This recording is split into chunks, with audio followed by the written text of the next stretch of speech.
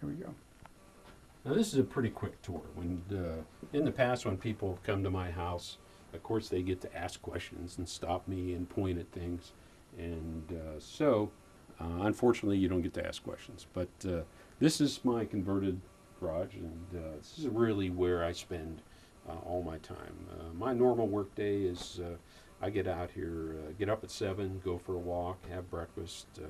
Eve and I sit down, read the paper together, and have breakfast. And I usually hit this chair about 8:15 in the morning, and I'll work until about 12:30. Take a half-hour lunch, take a nap. I like to take a nap in the afternoon. That way, I get 2 mornings a day, and I use that nap after the nap time, and I use my 8:15 in the morning to solve my toughest problems. And then I usually work out here till 6:30 or 7 o'clock, take another walk, and then Eve and I have dinner together. So it's a great lifestyle. But this is my chair, and this one, you can see I've got a cutting board on here. I like to build things. And when I'm signing for a long time, people ask about my hands. Is it hard on my hands? If I'm cutting with an X-Acto blade, yeah, I can really tire my hands out. But this work is really, I'd say, more hard on my neck and more hard on my back than anything, because you're always hunched over. And it's just a personal comment about this. And I try and keep the temperature in the studio at an even temperature, so I've got nice ventilation. People see me tired. They see me at the shows. They say, "Oh, I saw you at the last show. You looked a little tired." I have to say, probably more than anything, I get I'm sensitive to the weather changes, and hits my sinuses, and you see it in my eyes. But generally, day to day, I'm very comfortable out here working.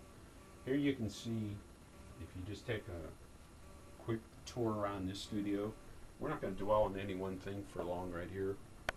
This is my chart. Ray and I have talked about this. We do want to publish this chart on the internet. It takes me from my early paintings, 1962, and focuses, if you like to look at blue, the influence of porcelain. And you can see down through here, Autumn Blue Jay in a porcelain style, Nativity in a porcelain style. We didn't look in the case in that other room. There was a whole case of like Enchanted Places miniatures that I did for Disney. They were done in a porcelain style. Down through Storytime, that was done in a porcelain style. And if you come the whole way down the gallery light, that influence of porcelain falls the whole way down here. And so this chart, it travels. If you take a look at my Sterling work that I did in 1978, it goes down through the bronzes, the Norman Rockwells, the IUP, that decorative box that you saw in the last room, that was this is 1998. That doesn't sound right to me, but maybe that's when it was. I was thinking 94, but I guess it was 98. Then you take that box and go down through here, and it ends up with the heirloom boxes right there. So all these things connect back. Behind this, I keep my gallery of lights. I love to turn them on every day and take a look at them. So this is the way I display mine in my studio. And I'm going to light them up later. We're going to talk about gallery light later on today. And this case, this is my Storytime case. I should have lit it up before we came in here, but oh, that's the fan. You see how practiced I am at this. This is like not a fakey video, I can tell you that. This is the real deal, folks. And look, I just turned on my heat lamp for drying my work. Great. Well, we now have a recorded session of Bob making mistakes. Let me see. Okay, I think this is the real deal. This cord.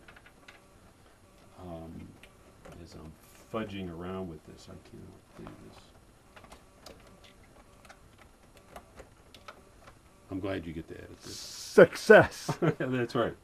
So this case I use for my showing the Storytime pieces, and we're going to talk about this case later on when we talk about gallery light, because this really had an impact on that.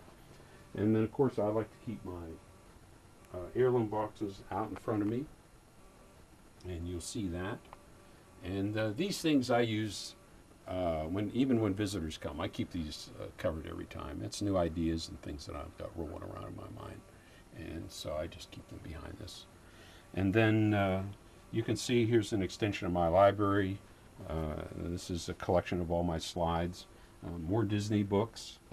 I'm running out of room for books, and you can see over here